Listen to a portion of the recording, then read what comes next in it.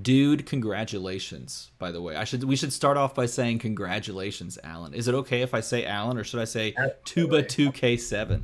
Nope, Alan is great. Okay, because Tuba 2K7 is also pretty sweet. We should also just acknowledge the fact that that's a pretty awesome name. It's because you played tuba, right? Because I played tuba, yeah, and I Yeah. made that when I was in college, and I was like, oh, I graduated in 2007, 2K7, there we go. Just gotta stick with it, right? You just gotta Yeah, keep that name alive. I love that. Okay, so yep. we were just talking about leading up to the tournament, like the whole circumstances behind you choosing to play and all that. Can you walk me through that again, because I think that was really interesting. Well, I had seen whenever they first posted about Earth X Origins and was like, oh man, that would be awesome to win the X-Men animated series cards. I just Right. have I ever since I saw those cards, I was like, oh my gosh, those are the sexiest cards ever. And we all grew up watching that X-Men animated show. And so I just really wanted those cards and was like, man, that would be awesome to play. But I haven't played online in a while, and so I haven't played in a while because I've been doing my stuff. But got in, saw that, and was like, man, I'm gonna enter and play, and just started like messaging people. I even got on Unlimited and was like, hey, should I buy a WWE box? Is there a way I can open it? And everyone's like, yes, you have to buy it. You have to get Becky. Okay, cool. So did that. I still went through, and actually, my first team I built, it was a Hope Summers. What's and Rachel, maybe Rachel Summers. Rachel, yeah, Yeah. Rachel combination. And I had a full X-Men team. I've always done like teamwork teams before and stuff like that. So I just built a whole X-Men team, Hmm. play tested against James Bloor and got demolished. And so I went back and kept about half of that team. And then I added in Godcatcher and added in Becky just for the ramp. And, it would be a good second win con. And so I was like, cool, I'll try that. And Yeah. then played in the tournament on Thursday that everyone hosted and went through um, then I went through and just made some more modifications, and then I got on and played with Reg Thursday night, Hmm. and he had suggested putting in that under surveillance basic action, and that really just it made the team work really well, and Yeah. so I had enough win conditions that I could actually do something with it, so it was pretty cool. Yeah, that card and that combination of Godcatcher and then Under Surveillance is just super good in my mind. Well, Super and with it, strong. it target character die is considered to be a level one attack, level one and attack and D, and it's Yeah. unblockable.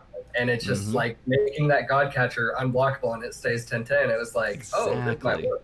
And I actually Exactly. had the static field in, which was the where you can pay a mask and pull the character back, and we took that card out because Hmm.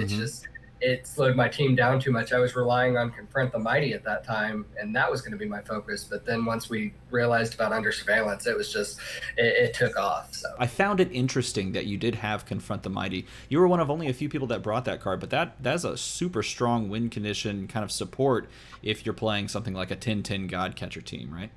yes, and so it says, of course, the two characters deal damage to each other's attack. And so my idea of putting that whole card in, I was like, I'm going to put that in so I can kill off the Becky with my Yeah. sidekick. Hmm. And that was the whole strategy behind putting that card in. I was like, oh, I can sidekick and make that have the same attack as Becky, and then she's not an issue anymore. Yes, you So can.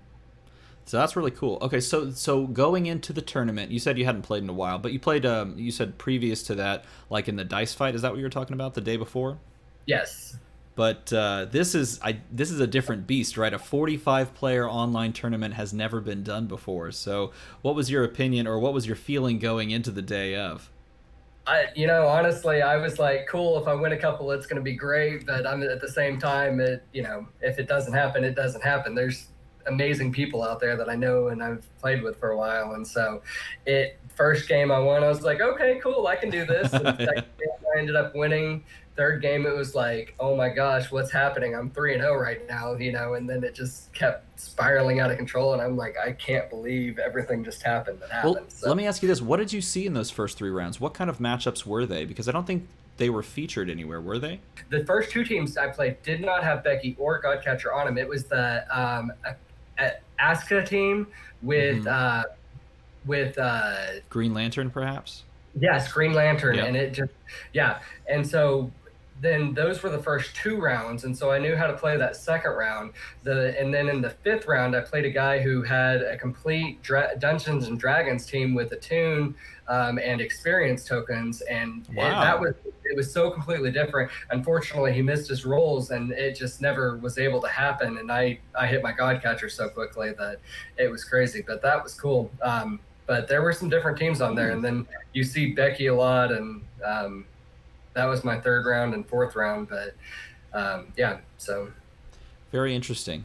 I didn't realize that there was a D&D full team. I haven't seen that on the list yet. I'll have to look through the list, the team lists, and try and find that one. It's yeah, pretty cool.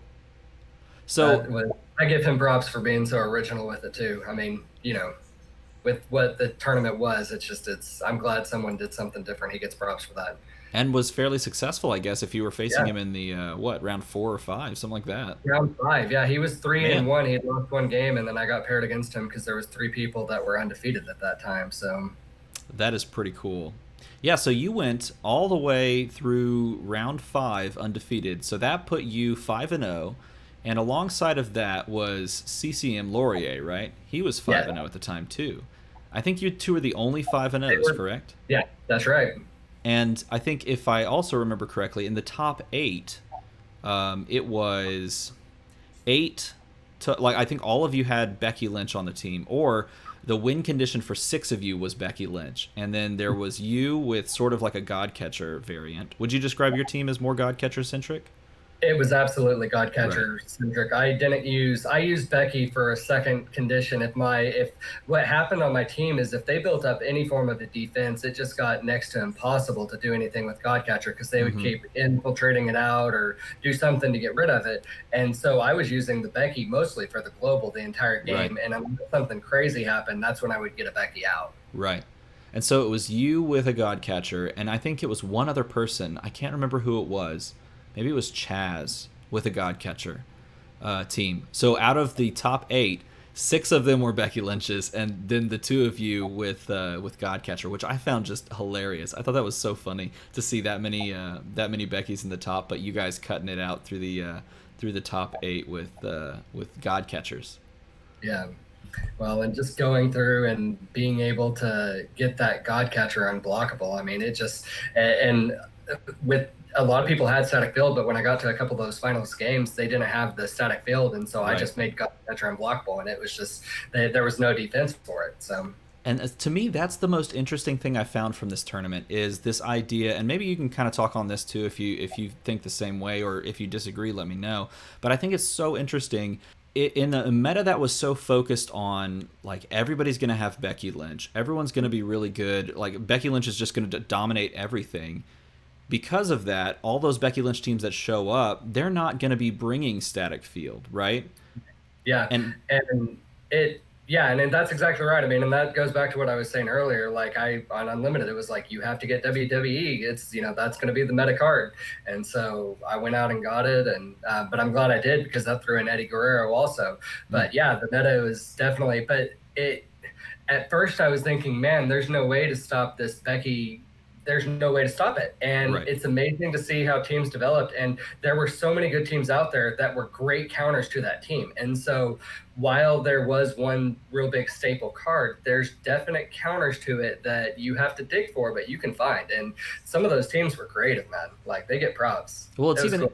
it's even interesting to me that like your team, for example, the win condition of God Catcher plus making it unblockable with under surveillance is almost, I don't want to say it's like a hard counter, but it's sort of like when you're playing chess and you make that move and the person across the table from you goes, oh crap, I didn't consider that move. All of a sudden, your win condition just can't be stopped by what everyone considered as the tier like 0 S tier top team because they don't have something like a static field. They literally can't deal with it on the nose when you attack with an unblockable God Catcher that hits Yeah. them for 10. It's just so interesting to think like there's a meta sort of like dance that's going to happen perhaps going forward with if there's a ton of Becky Lynch teams, all of a sudden if more people start pivoting to God Catcher because the Becky Lynch teams don't run a pushback global because their win condition is dealing overcrush or like double overcrush damage, then Yeah. like it's just hard like the God Catcher almost hard counters it because